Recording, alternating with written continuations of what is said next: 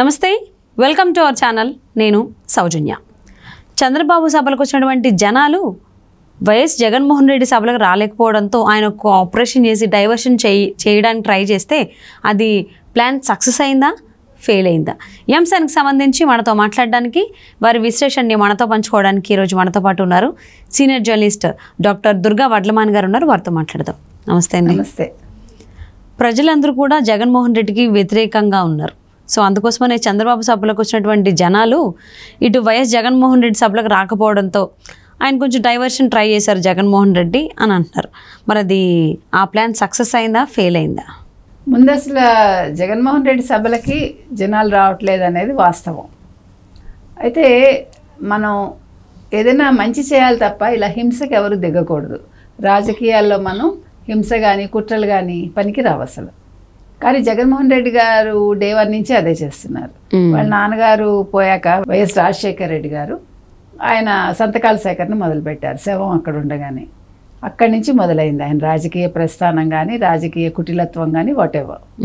ఆ తర్వాత ఏమైంది, 2019లో ఎన్నికల ముందు ఈ కోడికత్తి వ్యవహారం అయింది. ఆ తర్వాత సొంత బాబాయ్ని హత్య చేయించడం, అది ఎవరు చేశారని ఇంతవరకు తెలియకపోవటం, అది 5 ఏళ్ళు అది నడిచింది. ఆ డ్రామా మీద ఓట్లు దండుకోవటం అయింది. కోడికత్తి డ్రామా అయింది, చిన్నాన్న మరణం అనేది ఆయనకి ఓట్లు తీసుకొచ్చి పెట్టింది. తర్వాత ఒక్క ఛాన్స్ అనేది కూడా ఆయనకి ఇచ్చారు ప్రజలు. ఇప్పుడు ప్రజల్లో ఒక వ్యతిరేకత అయితే వచ్చేసింది. వాళ్ళు ఒక టర్మ్కే వాళ్ళు విసిగిపోయారు జగన్మోహన్ రెడ్డి తోటి. ఆయన ఏమీ అభివృద్ధి చేయలేదు అంతా. ఇప్పుడు మనకి ఎక్కడ చూసినా ఇప్పుడు మీరు చూడండి, గంజాయి తప్ప మనకేం దొరకట్లే. ఆంధ్రాలో పిల్లలు కూడా గంజాయికి అలవాటు పడిపోయారు. గంజాయి చాక్లెట్లుట, ఎంత చిత్రం కదా ఇది. పాప వాళ్ళకి ఏం తెలుస్తుంది? ఆ చాక్లెట్లు, ఇంకో పక్క డ్రగ్స్, ఇంకో పక్క ఈ మందుగోల. అసలు మద్యపాన నిషేధం అని చెప్పి వచ్చాడు ఆయన. నేను నెక్స్ట్ ఎలక్షన్స్కి మీ ముందుకు మద్యపాన నిషేధం నేను చేయకపోతే నన్ను అడగండి, మద్యపాన నిషేధం చేసి మీ దగ్గరికి వస్తానన్న పెద్ద మనిషి ఎన్ని రకాల బ్రాండ్లు పెట్టాడండి. దానికి రేట్లు ఎలా పెంచాడు? ఇప్పుడు ఒక సీసా 75 రూపాయలు ఉండేది, దాన్ని 1.5 రెట్లు పెంచాడు ఆయన. అసలు పాపం ప్రాణాలు పోగొట్టుకుని ఆడవాళ్ళ పుస్తలు పోయి మగవాళ్ళు చచ్చిపోయి ఆ రకరకాల పిచ్చి బ్రాండ్లు తాగి ఆరోగ్యాలు పాడు చేసుకుని అవన్నీ జరిగాయి. ఇంకా ఈ హై డ్రామాలు, తర్వాత ఈ దౌర్జన్యాలు ఇవన్నీ కూడా జరుగుతూనే ఉన్నాయి. నా ఎస్సీ, నా బీసీ, నా ఎస్టీ, నా మైనార్టీ అనుకుంటూ వాళ్ళని నట్టెంట్లో ముంచాడు ఆయన. అటు ఇళ్ళు ఇస్తానన్నాడు పేద ప్రజలకి, ఆ ఇళ్ళు కూడా ఇవ్వలేదు. ఆ పంపిణీలు ఏం జరగలే పెద్దగా. ఇలాగా ఏది తీసుకున్నా మీకు అంతా ఆయన ఒక అరచేతిలో వైకుంఠం అయితే చూపించాడు ఆయన. ఇక్కడ ఏమి చేసిన దాఖలాలు మనకు కనిపించట్లా. ఇప్పుడు చెల్లెళ్ళని బయటికి పంపించేశాడు. ఒక చెల్లెలకి తండ్రి లేడు. ఒక చెల్లెలు అన్నగారి కోసం రాత్రి పగలు కష్టపడి ఆయన్ని ముఖ్యమంత్రిని చేస్తే ఆ చెల్లెల్ని తీసుకెళ్ళి బయటకు తరిమేశాడు. ఇంకో పక్క తల్లి, ఫస్ట్ తల్లి ఆయనతోటే ఉంది. ఆవిడ చెప్పి రాజన్న రాజ్యం వస్తున్నా కొడుకు కోటేయమని అడిగింది ఆవిడ 2019లో. తర్వాత మళ్ళీ ప్రజల్లోకి రాలేదు. కొడుకు ఇంతవరకు 3 రాజధానులు అన్నాడు, ఒక రాజధాని కూడా లేకుండా ఆంధ్రప్రదేశ్ని 5 ఏళ్ళు పాలించాడు. ఇన్ని తప్పులు చేశాడు. ఒక్కరోజు ఆవిడ నిలదీలా, ఒక్కరోజు ప్రజల్లోకి వచ్చి సమాధానం చెప్పుకోలేదు.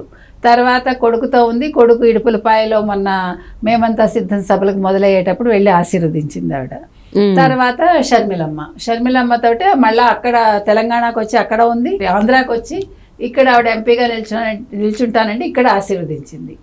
ఇన్ని జరిగాయి. కానీ ఇప్పుడు అసలు విజయమ్మ గారు ఏమయ్యారో మనకు అర్థం కావట్లేదు. మరి దాంకుందా, ఆవిడ విదేశాలకు వెళ్ళిపోయిందా, ఆవిడ అతిగతి ఏంటో మనకు తెలియట్లా. మరి ఇందులో జగన్మోహన్ రెడ్డి గారి పాత్ర ఏంటో కూడా మనకు తెలియదు. విదేశాలకు వెళ్ళిందని అంటున్నారు. కొడుక్కి సమాధానం చెప్పలేక, కూతుర్ని పూర్తిగా సమర్థించలేక, కొడుకుకి మళ్ళీ సమర్థన ఇవ్వలేక ఆవిడ ఇన్ని రకాల కష్టాల్లో ఆవిడ మాయమైంది. మాయమవడం అంటే విదేశాలకు వెళ్ళింది అంటున్నారు. సో ఇన్ని అంశాల మధ్యన ఇప్పుడు జగన్మోహన్ రెడ్డికి ఇంకో పెద్ద తలనొప్పి ఏంటంటే చంద్రబాబు నాయుడు గారి సభలకి జనాలు విపరీతంగా వస్తున్నారు. ఇప్పుడు చంద్రబాబు నాయుడు గారు ఒంటరిగా రావట్లేదు. గత ఎలక్షన్స్లో ఎవరికి వాళ్ళు ఒంటరిగా పోటీ చేశారు. ఈసారి జగన్మోహన్ రెడ్డిని ఓడించాలి అనే ఒకే ఒక లక్ష్యంతో టీడీపీ, జనసేన, బీజేపీ కూడా వీళ్ళతో కలిసింది. నిన్నటి వరకు బీజేపీ జగన్మోహన్ రెడ్డితో ఉంది. సో అదేదో పెద్ద బలంగా ఉండింది ఆయనకి. ఇప్పుడు ఆయన కేసులన్నీ తిరగదోడతారు రేపు పొద్దున్న.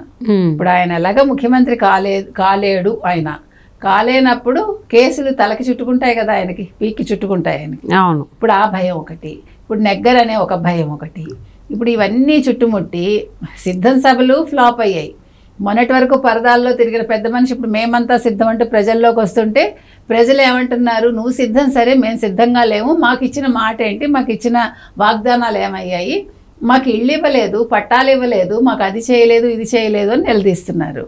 దాంతో ఆయన దిక్కుతోచిన స్థితిలో ఆయన మీరు చూస్తూ ఉంటే జనాలే లేరు కొన్ని చోట్ల అసలు. సో ఇప్పుడు నాయకులు కూడా ఏం చెప్తున్నారంటే, మీరు ప్రజలు తీసుకురమ్మంటే మేము తీసుకురాలేము, మేము డబ్బు ఇచ్చినా, మంది ఇచ్చినా, బిర్యానీ ఇచ్చినా ప్రజలు రావట్లేదు సభలకని వాళ్ళు చెప్తున్నారు. ఇన్ని సమస్యల మధ్య ఆయనకి ఇప్పుడు అవినాష్ రెడ్డిని కూడా గెలిపించుకోవాలి ఆయన కడపలో. అది జరిగే పని కాదు. ఏదో ఇంటి పోరులాగా ఉంటుంది ఆయనకి ఇప్పుడు అవినాష్ రెడ్డి నెగ్గకపోతే. అందుకని ఇప్పుడు ఏం చేశాడు ఆయన, అప్పుడు కోడికత్తి కేసు ఎట్లా జరిగిందో అది ఒక డ్రామా, హై డ్రామా నడిచిందో, ఇప్పుడు నిన్న ఈ గులకరాయి డ్రామా నడిచింది మనకి. ఓకే, ఈ గులకరాయి డ్రామాలో అసలు మనకి ఎంత చిత్రం అంటే, ఎలక్ట్రిసిటీ బోర్డు వాళ్ళు కరెంటు తీసేయటం ఏంటి అక్కడ. ఇప్పుడు విజయవాడ అంటే తాడేపల్లికి దగ్గరే కదా, ఒక ముఖ్యమంత్రి ఉండే ప్లేస్కి దగ్గరే కదా, అలాంటి చోట్ల కరెంటు తీయటం ఏంటి. కరెంటు తీస్తే ఆ చీకట్లో ఎవడో ఒక గులకరాయి ఈయన మొహానికి కొట్టాడు, అది కంటికి తగలకుండా నుదుటికి తగిలింది.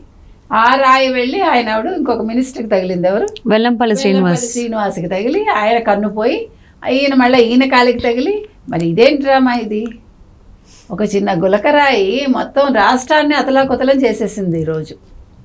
అంటే గులకరాయికి ఇంత పవర్ ఉందా మనకు తెలీదు. మనందరం కూడా గులకరాయిల దెబ్బలు తిన్నవాళ్ళమే, చిన్నప్పుడు ఆడుకున్నాము, దెబ్బలు తిన్నాము, పడ్డాము, రాళ్ల మీద పడ్డాము, ఈ గులకరాయిలతో ఆడుకున్నాము మనకు అంతవరకే తెలుసు.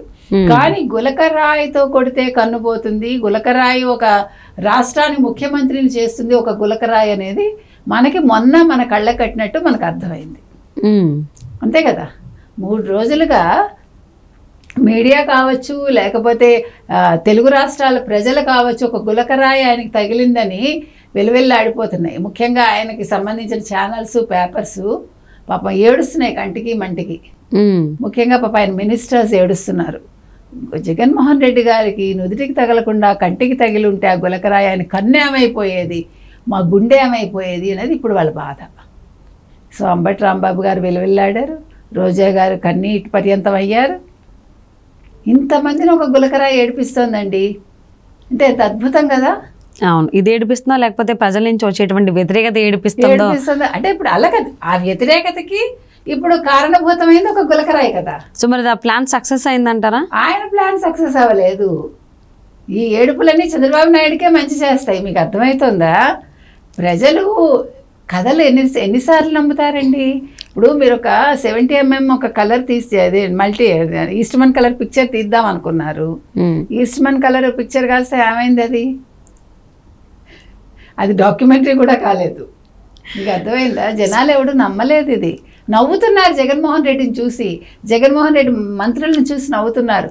మీకు ఇంకేమీ దొరకలేదా రాష్ట్రంలో? ఇన్ని సమస్యలు ఉంటే మీకు గులకరాయి దెబ్బ తగిలి ఒక ముఖ్యమంత్రి ఇంత 12 మంది డాక్టర్లమ్మా ప్రభుత్వ ఆసుపత్రిలో ఆయనతో ఫోటో తీసుకున్నది మీరు అబ్జర్వ్ చేస్తే.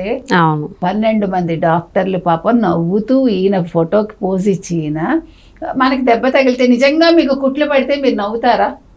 మనకు ఒక చిన్న దెబ్బ తగిలిందండి అనుకుందాము, నాకు 2 కుట్లు పడ్డాయి, నేను బాధతో విలవిల్లాడిపోతానా, నవ్వుతూ ఫోటోకి పోజ్ ఇస్తానా? నేనైతే ఫస్ట్ ఆఫ్ ఆల్ పడుకుంటా.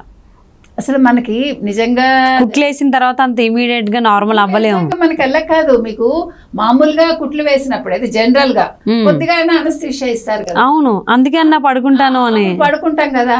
మరి నాకు ఇది అర్థం కాలేదు. ఆయనకి దెబ్బ తగిలినప్పుడు ఇంత డ్రామా నడిచింది. ఆయనేమో బస్సులో తీసుకెళ్లారు, మళ్ళీ కారులో తీసుకెళ్లారు, మళ్ళీ ప్రభుత్వ ఆసుపత్రికి తీసుకెళ్లారు. ఇన్ని గంటలు ఆయన విలవిల్లాడకుండా ఎట్లా ఉన్నాడో నాకు అర్థం కాలే. నిజంగా అంత ప్రాణం పోయేది దెబ్బ తగిలితే. రెండోది మీ గజమాల వేశారండి ఆయనకి. గజమాల వేసినప్పుడు ఒక క్రేన్ తోటి అనుకుందాం, అది చీకటి కరెంట్ తీసేశారు మీరు.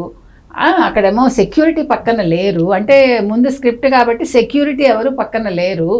తర్వాత కిందనేమో పోలీస్ వాళ్ళు సెక్యూరిటీ అంతా కిందన ఉన్నారు. ఆ క్రేన్ కూడా పొరపాటున ఏమైనా ఇనపది గీరుకుని ఉండొచ్చు కదా పొరపాటున, మనకు తెలియదు. It's a doubt. ఒక గజమాల్లో ఉన్నటువంటి చిన్న ఏదైనా కూడా, లేకపోతే గజమాలలో ఉండే ఏదైనా థ్రెడ్, మీకు దారం కూడా మీకు గుర్తుంటే మీకు ఇలా గట్టిగా ఇలా రాశారనుకోండి గీరుకుపోయి బ్లడ్ వస్తుంది. అవునవును, మనకు ఆ థ్రెడ్, ఎందుకంటే అది గజమాల అన్నప్పుడు కొంచెం స్ట్రాంగ్గా ఉంటుంది ఆ తాడు. సో అది గీరుకొని కూడా బ్లడ్ వచ్చే అవకాశం ఉంది నా ఉద్దేశం. ఓకే, దానికి గజమాలకిను గులకరాయికి మరి ఏ రకంగా సంబంధం కలిపారో అది కూడా ఆలోచించాలి. సో మొత్తానికి చంద్రబాబు సభలకు వస్తున్నటువంటి జనాల్ని జగన్మోహన్ రెడ్డి సభలకి డైవర్ట్ చేసుకోవడానికి ఒక ఆపరేషన్ ఏదో చేశారు. బట్ అది సక్సెస్ అయిందా ఫెయిల్ అయిందా వాళ్ళకే తెలియాలి. సో చూద్దాం అసలు ఇంకా రాబోయేటువంటి రోజులు ఇలాంటివి ఇంకెన్ని ఆపరేషన్లు చేస్తారో చూద్దామండి.